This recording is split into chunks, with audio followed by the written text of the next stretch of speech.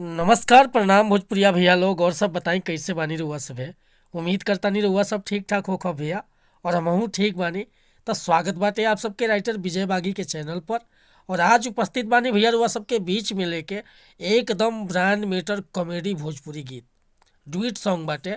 आ एकदम नया कंपोजिशन गीत बा, नया म्यूजिक बनवा के बढ़िया तरीका से गायकी कर देतानी तो गाना 100% बाज जाई भैया। तो चलिए देर ना करते हुए मैटर के शुरुआत कइल जा कि कैसे ए गीत के गावे के बा, का एकर धुन बा, का लय बा। लेकिन वीडियो स्टार्ट कर से पहले भैया एगो बात बतावल चाहब। रउआ अगर नया सिंगर बानी आ सिंगिंग में इंटरेस्ट बा, अच्छा मैटर के तलाश में भटकतानी, बढ़िया गीत नइखे मिलत, सही तुकबंदी नइखे मिलत, चाहे मन पसंद के मैटर नइखे मिलत, तो भैया अगर हमरा चैनल पर आ गइल बानी तो चैनल के सब्सक्राइब कर ली, बेल आइकन प्रेस कर ली। हर रोज रुआ के नया नया मैटर सुने के, देखे के और गावे के मिलत रही भैया। काहे कि हम हर तरह के सॉन्ग राइट करेला, sad song, love song, orchestra song, धोबी गीत, पूर्वी गीत, निर्गुण गीत, रंगदारी गीत, सीजनली कोनो मैटर रुआ लिखवाओ के बा, बेहिचक रुआ कॉल या व्हाट्सअप कर सकीले। डिस्क्रिप्शन में नंबर दे दिले बानी। और कोनो प्रकार के म्यूजिक भी बनवाओ के बा तो रुआ फ़ोन या व्हाट्सअप कर सकतानी।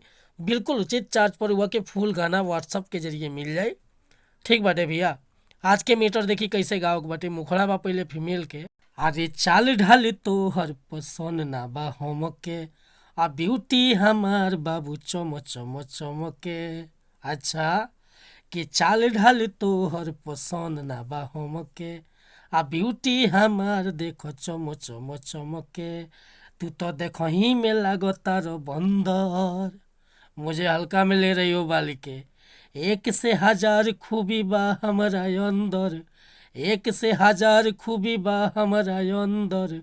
दिल बा दरिया या बाकी समंदर, दिल बा दरिया या बाकी समंदर। हाँ हाँ एक से हजार खूबी बा हमारा अंदर, एक से हजार खूबी बा हमारा अंदर। दिल बा दरिया या बाकी समंदर, दिल बा दरिया या बाकी समंदर। तब भैया ये गाना के रुआ नया म्यूजिक बनवा के आ बढ़िया से गायकी कर सकतानी तो गा देम तो गाना बच जाई भैया। और हमरा आवाज़ पे मत जाए, हमार सर्दी जुकाम भइल बाटे, ठंडी के मौसम चलता। तो अगर ई मीटर पसंद बा, फुल गीत लिखवावे के चाहतानी तो बेहिचक हमरा व्हाट्सअप नंबर पर संपर्क कर सकीले।